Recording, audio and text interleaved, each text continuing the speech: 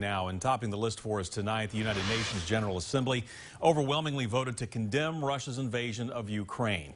The vote was 141 nations in favor of the move, with 5 nations against, 35 countries, by the way, abstaining.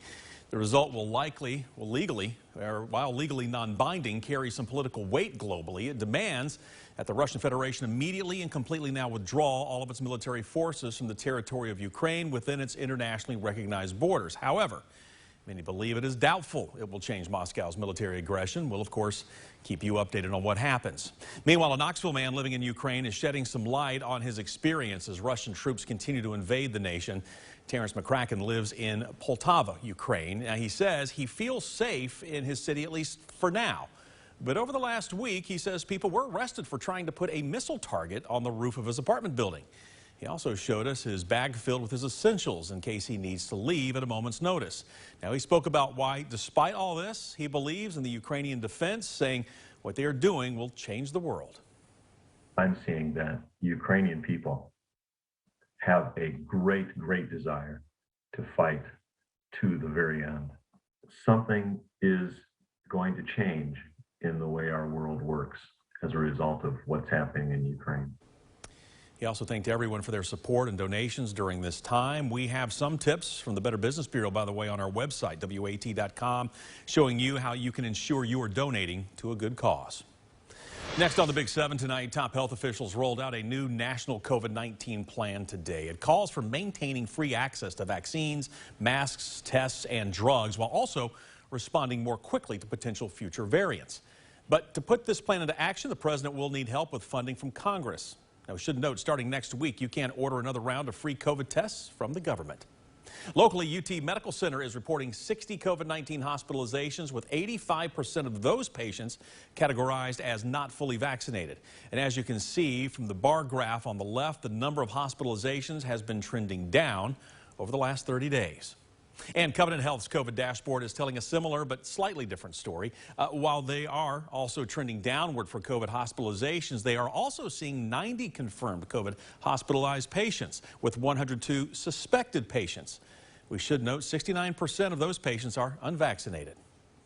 Well, next here in the Big 7, it's been 2 months since a fire destroyed the Knoxville Planned Parenthood clinic, and still no arrests have been made. Officials with the nonprofit are focused on rebuilding as investigators continue combing through evidence and reviewing security camera video. Right now, they're thinking it's going to take 18 months and about $3 million to rebuild, but it's up to the insurance companies and designers to determine how and when.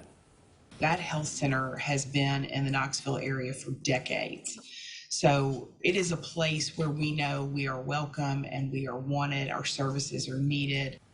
Nearly 2,000 donations have come in since the fire, totaling about $340,000, and supporters have pledged about $775,000 on top of that.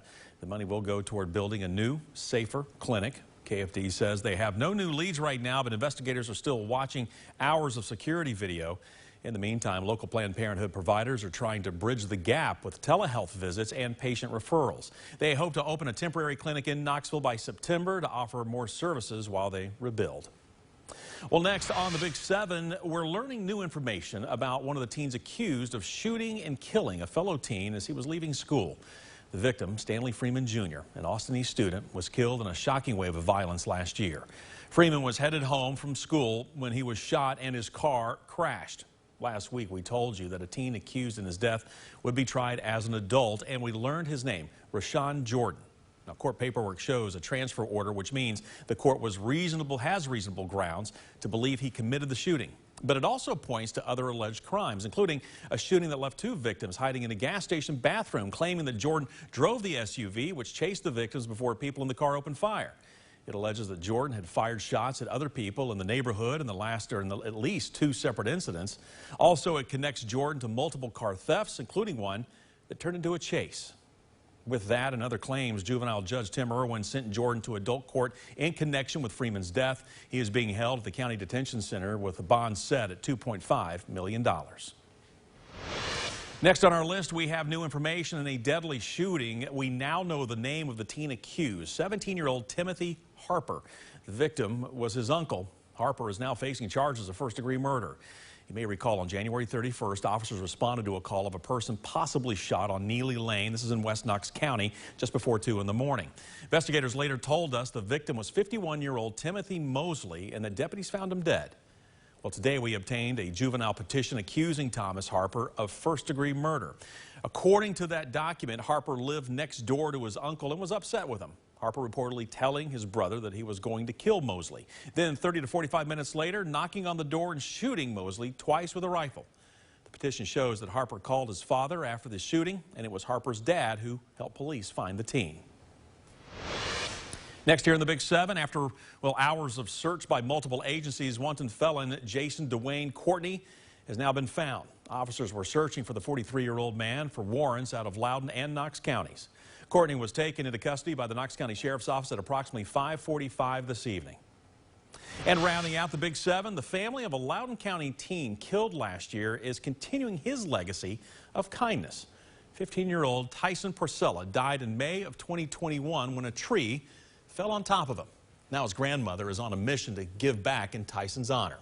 Her family raised enough money to build a single mom in Honduras a brand new home. Then she took a trip to help move her in. Now, today, Tyson's family has raised enough to start on a second home. They're hoping to keep it going and maybe even build an entire Tyson subdivision. If you'd like to donate to continue Tyson's legacy, we've posted a link for you to the organization's website with this story on WATE.com.